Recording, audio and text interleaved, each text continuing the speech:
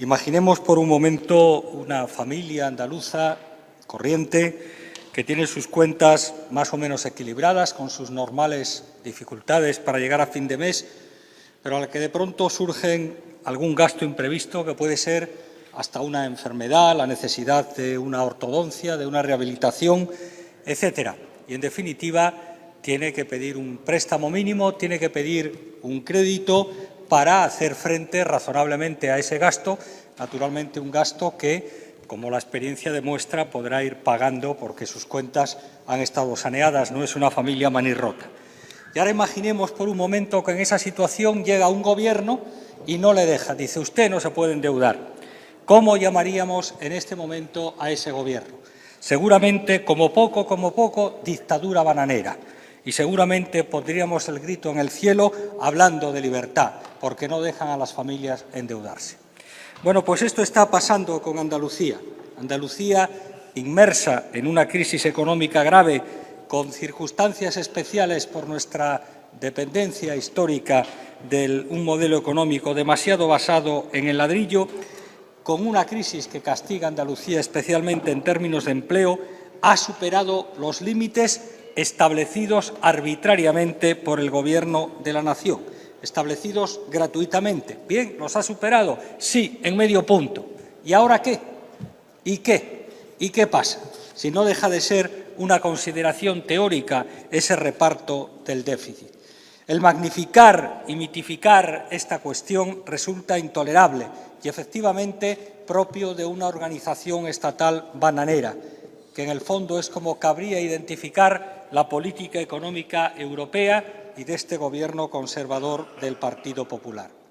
Según los cálculos provisionales del Ministerio de Hacienda, y la señora consejera los ha repetido aquí hace un momento, solo voy a repetir los más importantes, Andalucía ha reducido su déficit un 42,3% respecto al ejercicio anterior. Mientras tanto, la Administración General del Estado solo lo ha hecho un 26,5%. Y si miramos en déficit por habitante, que nos parece una forma humana de medirlo, porque al final se nos llena la boca de decir que todos los españoles, todos los ciudadanos y ciudadanas españoles, por el hecho de serlo, tienen los mismos derechos, estén en Cataluña, estén en España, estén en Murcia, en Madrid o Valencia o en Andalucía, bueno, pues nuestro déficit por habitante es un 12% inferior a la media. Y solo hemos repercutido 7 centésimas sobre un déficit del Estado que fue del 6,74%, por cierto, también superior al 6,30% marcado inicialmente. Y por encima de Andalucía, y este es un dato importante, han estado comunidades autónomas gobernadas por el Partido Popular, como son Murcia con un 3%, Valencia con un 3,45%. ¿Qué explicación tienen desde el punto de vista de las políticas que practican para que comunidades gobernadas por elementos señeros del Partido Popular, como es la de Valencia, hayan superado el déficit muy por encima de lo que le ha superado Andalucía?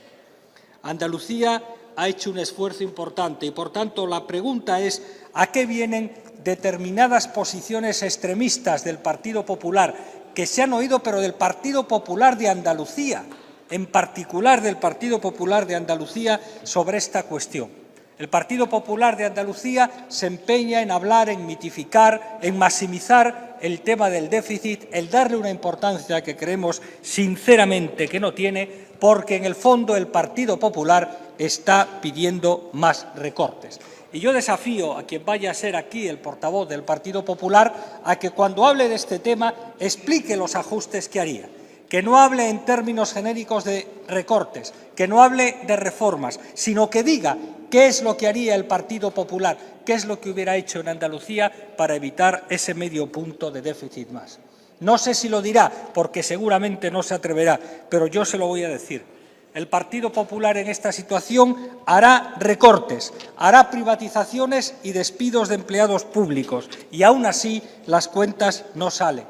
Y que no vengan hablando de administración paralela, que no vengan hablando de entidades instrumentales, porque las cuentas no salen y porque en sus ayuntamientos tienen mucho más.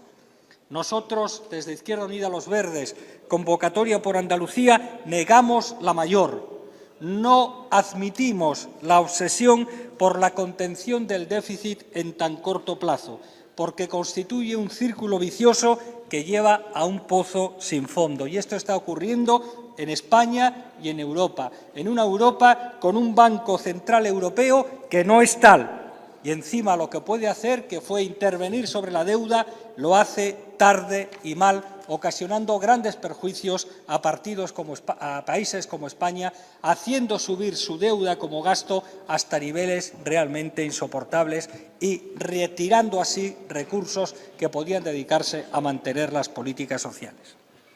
Se acaba de demostrar por un estudio de economistas que si el Estado español hubiese podido seguir monitorizando al menos parcialmente su deuda, recurriendo a un auténtico Banco Central y, por lo tanto, no pagando los intereses abusivos que la especulación sobre la deuda está haciendo caer sobre nuestra economía, la deuda, si eso hubiera sido así, la deuda que en este momento tendríamos que hacer frente sería únicamente del 14% del PIB y no del 87% más que tiene que pagar España en este momento. Es decir, si no se pagaran los intereses que pide la banca privada porque las administraciones públicas españolas pudieran recurrir a los intereses normales de un préstamo proveniente de la banca pública, estaríamos aproximadamente en una sexta parte de la deuda generada en este momento. Pero Rajoy forma parte de esa cohorte de políticos y economistas que recitan de memoria determinados dogmas neoliberales, que se creen que liberalizando el mercado de trabajo, que reduciendo salarios y haciendo reformas orientadas a suprimir derechos laborales, que con políticas de austeridad, que con la disminución de los gastos, que eliminando el sector público van a aumentar la competitividad de nuestra economía, van a reducir el déficit, van a lograr un equilibrio y plena estabilidad, cuando lo único que consiguen es, de alguna manera, profundizar en la recesión y dar más poder a determinados entes del mercado, a los grandes grupos financieros a los que nadie vota. Pero, desde luego, con estas reformas ni se crea empleo, y a los hechos nos remitimos, porque no se solucionan los problemas que están causando el desempleo, porque lo que les falta a las empresas es demanda, y para que haya demanda tiene que haber empleo, tiene que haber medidas de estímulo económico, y lo que le falta a las empresas es la financiación. Porque con austeridad no logramos reducir la deuda, porque reducimos más la actividad económica, baja el denominador y en términos de PIB cada vez tenemos una deuda o un déficit mayores. Pero este fundamentalismo ideológico se pone una venda sobre los ojos y por ello no contempla entre sus medidas ni un solo procedimiento para restaurar con urgencia la financiación de las empresas y los consumidores. Ni una sola palabra sobre cómo cambiar la especialización perversa de nuestra economía. Silencio absoluto sobre el fraude fiscal, sobre la fuga de capitales y sobre el papel de la banca en esta crisis que solo está para que la rescate. Y todo esto, como ha dicho la señora consejera, con un Gobierno, el Gobierno del Partido Popular, que además es tramposo y cicatero. Es como aquellos personajes de Charles Dickens que explotaban a los huérfanos mientras él acumulaba con avaricia su fortuna. Es como el que mata de hambre a los suyos, pero se harta de comer. Porque ¿a qué lógica responde que el déficit total para el Gobierno haya pasado del 58,6% en 2011 al 84,4% del conjunto en 2013? Y, mientras tanto, el de las comunidades se ha reducido a menos de la mitad, del 37% al 15%. Señor García Rodríguez, le Voy terminando, señor presidente. El Gobierno del Partido Popular es de los que aplican «haz lo que yo digo, pero no digas lo que yo hago». Y las comunidades autónomas, con solo un 51% del gasto, lo acaba de decir la señora Martínez Aguayo, solo han representado un 30% del déficit. Pero esto lleva una carga de profundidad importante, porque el 74% del gasto de las comunidades autónomas son políticas sociales. Es educación, es sanidad, es dependencia. Y, por tanto, cuando se cierra el grifo de la financiación a las comunidades autónomas, cuando se estrangula la financiación de las comunidades autónomas, lo que se está yendo es a por las políticas sociales para, evidentemente, cumplir el propósito de crear grandes nichos de negocio de los que está hambriento el voraz mercado especulativo privado. En conclusión, señorías, y repetimos, negamos la mayor. No tendríamos que estar centrando este debate y tantos debates económicos sobre el déficit, porque hablar del déficit es anunciar recortes, los recortes que va a imponer el Partido Popular, los recortes que, si estuviera gobernando, impondría o aplicaría el Partido Popular. El debate debe centrarse en un cambio de rumbo de la política económica, con medidas de estímulo, con medidas de reactivación, con inversión pública, con lucha contra el fraude, con una reforma fiscal global integral, con la disposición de una política crediticia a las administraciones que no convierta a estas en meras generadoras de beneficios para la banca privada. Es decir, habría que hacer un debate sobre economía y no un debate chato y ridículo sobre el déficit, aunque esto suponga abandonar la fantasmal obsesión del señor Montoro y del señor Rajoy por estas políticas de contención y de recortes. Muchas gracias.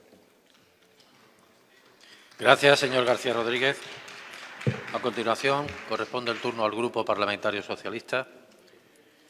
Intervendrá en su nombre su portavoz, señor Caballo Mojeda, que tiene ya la palabra.